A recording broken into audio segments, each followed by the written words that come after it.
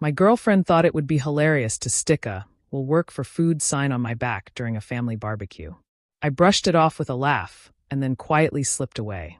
The following morning, she woke up to see a moving truck parked outside. For the past 6 months, my life had been going through a rough patch of dismantling and rebuilding. I had been let go from a senior logistics manager role I had held for 15 years. It was a solid job with a good salary, but the company had downsized, and I was among those affected.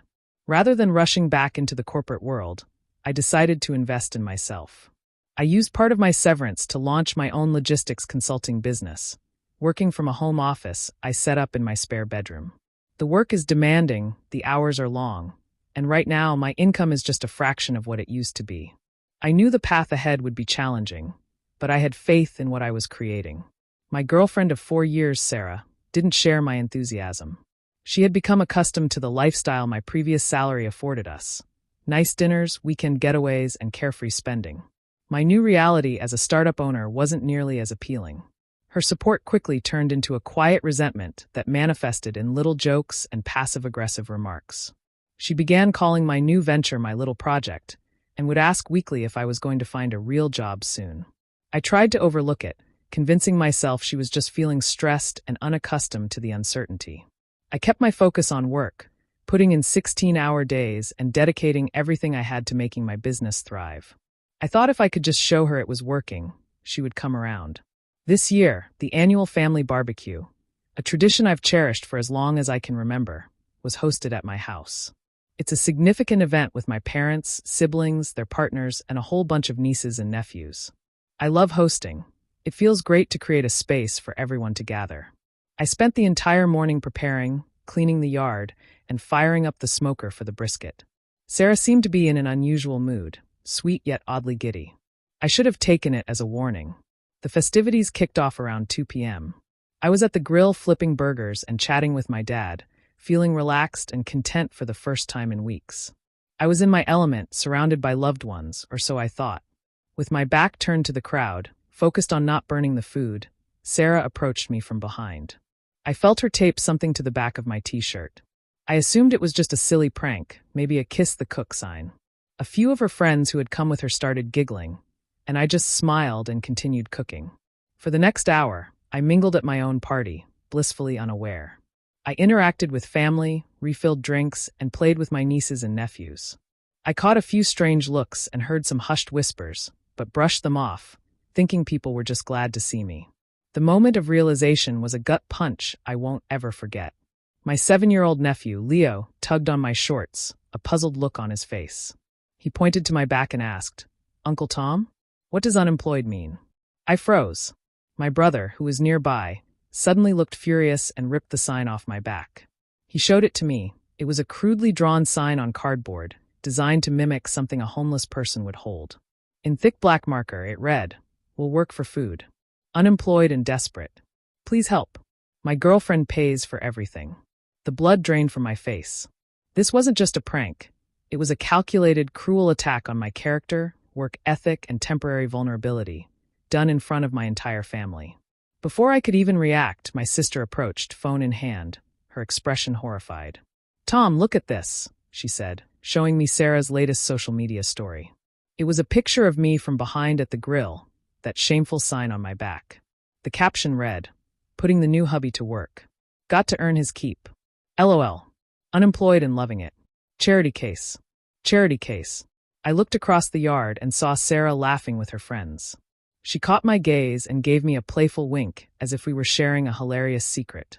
In that moment, for years of our relationship evaporated. All the love I thought I had for her, all the excuses I had made, curdled into something cold and hard. But I didn't explode. I didn't yell or create a scene. That's what she wanted, a dramatic reaction to prove her point. I refused to give her that satisfaction. I looked at my family, who were watching me with concern, and forced a laugh. "Wow," I said, shaking my head. "She has quite a sense of humor, huh? A bit dark for my taste, but what can you do?" I clapped my brother on the shoulder. "Thanks for the heads up, man." I continued with the party for another hour as if nothing had happened, playing catch with my nephews, chatting with my mom about her garden, being the perfect host. Sarah seemed almost disappointed by my lack of reaction. But inside my mind, a plan was taking shape. A calm, quiet final plan. Around 6 o'clock, I told my sister I was getting a headache and was going to rest for a bit.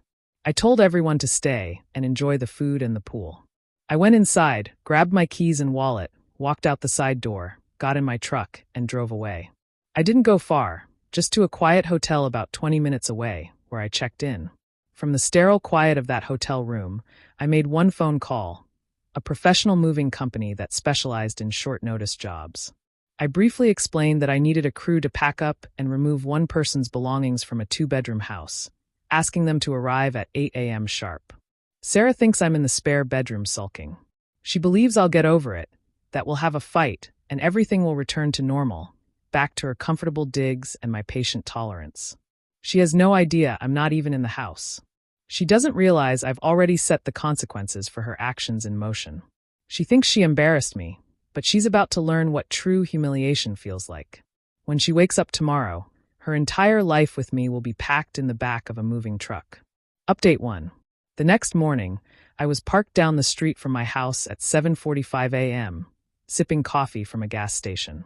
I watched as the large moving truck pulled up to the curb right at 8 o'clock, just as I had requested. I approached, met the crew leader, Frank, a big guy, and used my key to let them into the quiet house.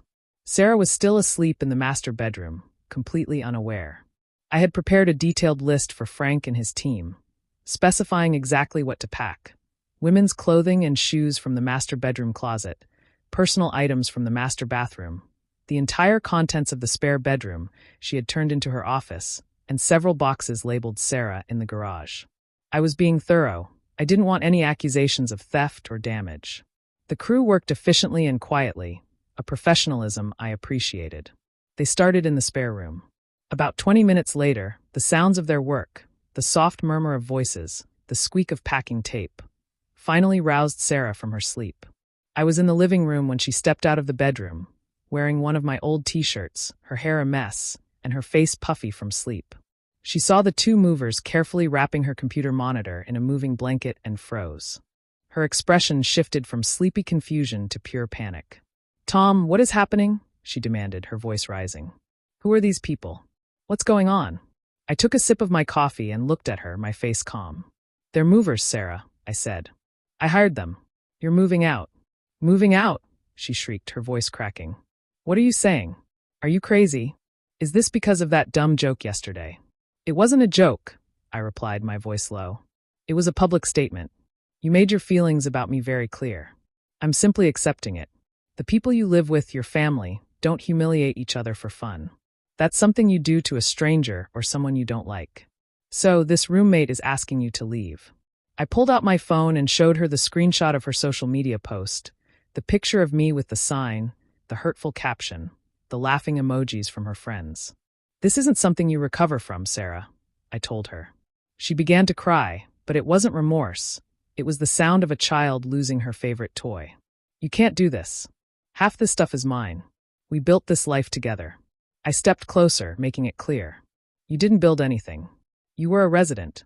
I owned this house and all the furniture in it 2 years before I even met you. You haven't contributed a single dollar to the mortgage or bills in the 4 years we've been together. You can take every item you purchased with your own money. The movers have a list. They'll deliver your belongings to any address you provide within a 50-mile radius. I suggest you start making some calls." Her entire world visibly crumbled around her. She stammered, trying to argue. "My car, my furniture, my television." "My car," I gently corrected her. "I went to the bank this morning. Your name has been removed from our joint account. The extra credit card you've been using has been canceled. The financial situation you found amusing yesterday is now over." She sank onto the arm of the couch, her face in her hands, letting out a sound that was a mix of sob and scream. I felt nothing, no pity, no satisfaction, just a quiet emptiness. I had given her every chance to show me basic respect, and she had responded by trying to make me a laughingstock in front of my loved ones. The movers continued their work, professionally ignoring the scene playing out in the living room. It took them about 2 hours to load everything into the truck. During that time, Sarah made frantic whispered phone calls from the back patio. First, she called her friends, the ones who had laughed at her prank. From her side of the conversation, It was clear they weren't offering up their spare bedrooms. Finally, she made the call I knew she dreaded, her parents. Once the truck was loaded, Frank, the crew leader, approached me with a clipboard. "We have an address, sir. A place in Northwood." Her parents' house, of course. I walked over to Sarah, who was sitting on the front steps, head in hands. "The truck is ready to go," I said, handing her a small box containing her toiletries and phone charger. "I believe this is everything." She looked up at me, eyes red and swollen. "You're really doing this? You're throwing away 4 years over one stupid prank." "You threw it away, Sarah." "Not me," I replied. "You just didn't realize it until now." I watched as the moving truck pulled away from the curb, taking with it the last remnants of a life I no longer wanted. Sarah stood on the sidewalk, looking small and lost, waiting for her parents to drive 40 minutes to pick her up. I went back inside my house, closed the door, and for the first time in a very long time, I felt truly at home. Final update. It's been 3 months since the barbecue day. The silence in my house was the first thing I noticed. For years, it had been filled with the sounds of Sarah's life, her music, endless phone calls, and television shows I had no interest in. Now, all I could hear was the quiet hum of the refrigerator and my own thoughts. It was a strange and wonderful peace. The consequences of my decision came quickly. My family called me right away. My mom was concerned, thinking I had acted impulsively. My dad was quietly furious on my behalf. I sat them down and calmly explained everything. Not just the prank at the barbecue, but the ongoing erosion of respect over the past year. I showed them her social media post. When my mom saw the captioned charity case, her worry turned to a cold anger I rarely saw in her. They understood. They didn't view my actions as revenge, but as self-preservation. Sarah's attempt at a smear campaign was clumsy and ineffective. She and her friends posted vague complaints about toxic men and crazy exes, but it backfired. Too many people, including my family, had witnessed the prank firsthand. The narrative that spread through our mutual circles wasn't the one she tried to create. It was about a woman who publicly embarrassed her partner and was shocked when he finally stood up for himself. About a week after she moved out, I received a certified letter from a lawyer with a list of demands. She claimed half the value of the furniture, compensation for emotional distress, and demanded I continue making payments on her car, which was in my name. My response was straightforward. My lawyer sent back a package containing the deed to my house, dated 2 years before I met her, bank statements showing I had paid for all the furniture from my personal account, and a detailed account of the nearly $10,000 she had charged to my supplementary credit card over the past year for non-essential items. Finally, it included a copy of her social media post. The letter concluded by stating that if she wished to pursue the matter, we would be happy to see her in court, where we would be filing a counterclaim for the money she owed me and for defamation of character based on her social media posts. We never heard from her lawyer again. The biggest consequence for her, however, was financial. Without my income supporting her, her entire world collapsed. She couldn't afford her car payments, so I gave her a choice: refinance it in her name or I would sell it. Since no bank would give her a loan, I sold the car, paid off the remaining balance, and mailed her a check for the difference, which was just under $1,000. She's still living with her parents. I hear bits and pieces through the grapevine. She had to get a regular job in customer service. Her dreams of being an influencer are gone. Her friends, the ones who laughed at her cruel prank, apparently stopped visiting once she could no longer afford expensive dinners. Humiliation isn't so amusing when you're the one experiencing it. The most satisfying part of this whole ordeal, however, has nothing to do with her. It's about me. That layoff, which felt like a failure, turned out to be the best thing that ever happened to me. Free from the constant stress and financial drain of my relationship with Sarah, I was able to invest all my energy into my consulting business. 2 months ago, I landed my first major client, a regional shipping company needing a complete overhaul of their logistics network. It was a massive contract, more than I had dared to hope for. Last month, I secured another one. My little project is now a legitimate, thriving business. I've already hired my first employee. I'm working just as hard, but now it's for myself. The success is mine. The respect is mine. I hosted another barbecue at my house last weekend. It wasn't a big family gathering, just a small get-together to celebrate the new business contracts. My parents, siblings, and a few close friends were there. The atmosphere was light and joyful. We shared stories and laughter, and no one made any jokes at my expense. As I stood at the grill in a simple, comfortable t-shirt, my dad came over and stood beside me. He watched me for a moment, then clapped me on the shoulder. "You know, Tom," he said, "I haven't seen you look this happy in years. It's good to have you back." He was right. I had been missing for a long time, lost in a relationship that was slowly erasing me. The prank, as cruel as it was, didn't break me, it saved me. It forced me to see the truth and act on it. Sarah thought she was putting a sign on my back that said I was worthless. What she really did was give me a sign that it was time to move on. For that, I suppose I should be grateful.